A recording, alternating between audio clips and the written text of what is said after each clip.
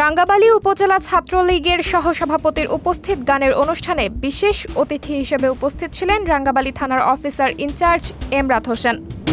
অনুষ্ঠানে ওসির উপস্থিতি নিয়ে সামাজিক যোগাযোগ মাধ্যমে শুরু হয়েছে নানা আলোচনা ও প্রতিক্রিয়া।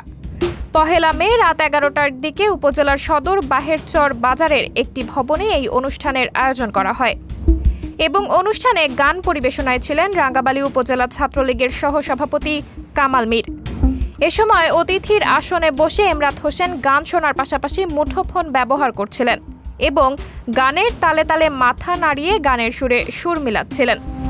উপস্থিত ছাত্রলীগের সহসভাপতি কামাল মীর গত 7 আগস্ট রাঙ্গাবালী থানায় তার বিরুদ্ধে বিভিন্ন ধারায় মামলা করেন উপজেলার চরমন্তাজ ইউনিয়নের বশির ফকির নামের একজন ব্যক্তি। এতে প্রধান আসামি করা হয় রাঙ্গাবালী উপজেলা আওয়ামী লীগের সাধারণ সম্পাদক ও সাবেক উপজেলা চেয়ারম্যান সাইদুজ্জামান মামুনকে। মামলায় এজাহারভুক্ত 168 জন আসামির মধ্যে 45 নম্বর কামাল মীর। রাঙ্গাবালী থানার ওসি এমরাত হোসেন জানান, রাঙ্গাবালী প্রেস ক্লাবে আমাকে দাওয়াত দেওয়া হয়। আমি উপস্থিত হয়ে সংক্ষিপ্ত কিছু কথা বলে চলে আসি।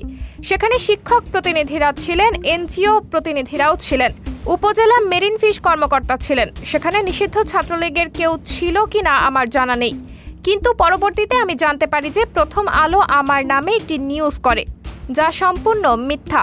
পরবর্তীতে তথ্যসূত্র যথাযথ না হওয়া সংবাদটি প্রত্যাহার করা হয়েছে। এ বিষয়ে পটুয়াখালী পুলিশ সুপার আনোয়ার জাহিদ বলেন, আমি নিউজটি দেখেছি এবং প্রথম আলো নিউজটি প্রত্যাহার করেছে। দেখি যেভাবে হয় ব্যবস্থা নেব। সাবরিনা জলিল, সবার কথা।